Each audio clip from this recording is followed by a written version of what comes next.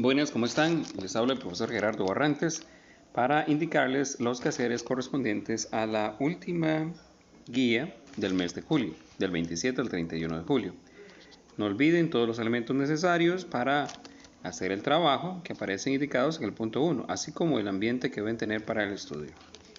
Se les deja un URL donde pueden visitar y ver la materia explicada con un tutorial. De todas maneras, yo lo haré a continuación.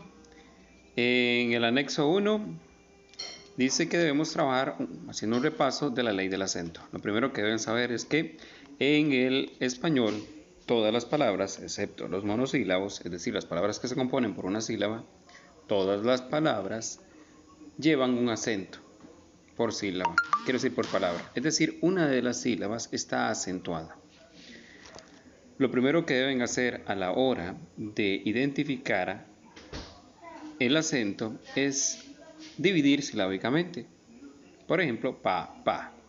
Luego, yo como técnica les sugiero que amplíen su volumen de voz, lo hacen en voz alta, y amplían la extensión y la fuerza en la que consideran es la sílaba que lleva el acento. Lo escuchan, incluso pueden probar entre una u otra sílaba para ver dónde se encuentra. Por ejemplo, papá. Esta palabra claramente tiene el acento en la última sílaba. Repito, primero divido silábicamente y luego en voz alta pronuncio. Ahora, profe, me dirán ustedes, ¿cómo hago en un examen o en algún lugar en público? No voy a estar gritándolo. Bueno, hagan ahora de manera privada este ejercicio y luego verán que si lo practican, su mente va a ir reconociéndolo. Incluso van a poder hacerlo en forma de pensamiento sin necesidad de pronunciarlo. Bueno, hace muchos años recuerdo que cuando aprendí el lugar del acento y la clasificación de las palabras según el acento, me dieron un trencito donde el último vagón eran las agudas, el penúltimo las graves, el antepenúltimo las estrúculas y el anterior al antepenúltimo las sobreestrúculas. En el recuadro que aparece en esta imagen tenemos algo similar. Última sílaba agudas, penúltima sílaba graves, antepenúltima estrúculas y antes de la antepenúltima sobreestrúculas. Eso significa que si la palabra tiene el acento en la última sílaba, entonces es aguda. Si tiene el acento en la penúltima sílaba, es grave. Y si tiene el acento en la antepenúltima, es estrúcula. Y si tiene antes del antepenúltima sílaba, es sobreestrúcula. Ahora, ¿cuándo se tildan, profe? Muy fácil. Las agudas se tildan cuando terminan en NSO vocal. Repito, las agudas se tildan cuando terminan en NSO vocal. Por ejemplo, oración. El acento está en la última sílaba que sería ción y termina la palabra en N, por eso lleva tilde. Igual, papá. De la misma manera, mamá.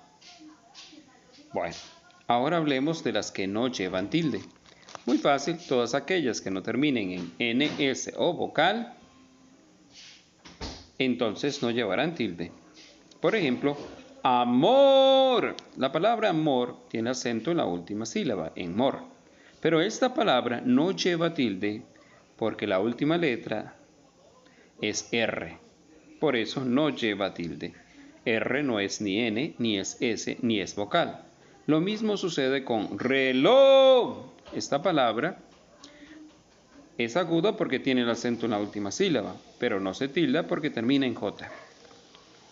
Las palabras graves son lo opuesto de las agudas. Se tildan cuando no terminan en NSO vocal. Por ejemplo, árbol. La palabra árbol tiene acento en la penúltima sílaba que sería ar. Esta palabra se tilda porque termina en L. Por eso, al ser grave y terminar en L, que no es ni N, ni S, ni vocal, se tilda. No así otras palabras como joven. Joven sigue siendo grave. Tiene el acento en la penúltima sílaba, en jo, pero no se tilda porque termina en n. Recuerden que para que se tilden tienen que terminar o no tienen que terminar en n, s o vocal. Y esta termina en n, por eso no se tilda. Vamos a las esdrújulas, perdón. Las esdrújulas, ya les dije, tienen el acento en la antepenúltima sílaba. Por ejemplo, árboles, ábaco, índice, en fin. Ábaco tiene el acento en la primera sílaba, bueno, en la antepenúltima, que sería la A. Por eso es esdrújula. Es importante que entiendan que todas las esdrújulas se tildan. Por eso ábaco se tilda. Vamos a las sobresdrújulas. Las sobresdrújulas, ya les dije, tiene el acento en la anterior sílaba a la antepenúltima. Por ejemplo, dígamelo. La palabra dígamelo tiene el acento en di. Lo sería la última sílaba, me sería la penúltima, ga sería la antepenúltima y di estaría antes de la antepenúltima sílaba. Por eso dígamelo es una sobresdrújula. La regla dice que todas las sobresdrújulas se tildan. Ahora es importante entender que hay ciertas palabras que agregan mente que tienen una regla distinta. La voy a explicar. Simplemente si una palabra sin la terminación mente lleva tilde, cuando se le agregue la terminación mente llevará tilde. Pero si una palabra sin la terminación mente no lleva tilde, cuando coloquemos mente, continuará sin tilde. Es decir, mantenemos la tilde o la omisión de ella. Por ejemplo, la palabra ágilmente. Ágilmente. Si separo mente, me queda ágil. Ágil es una grave, porque tiene el acento en la A. Termina en L, por eso se tilda. Cuando agrego el mente, mantengo la tilde, ágilmente.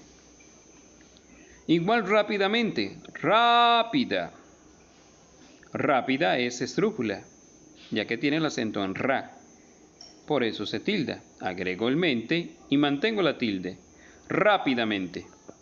No del otro lado, aquellas que no llevan tilde, como por ejemplo, evidentemente.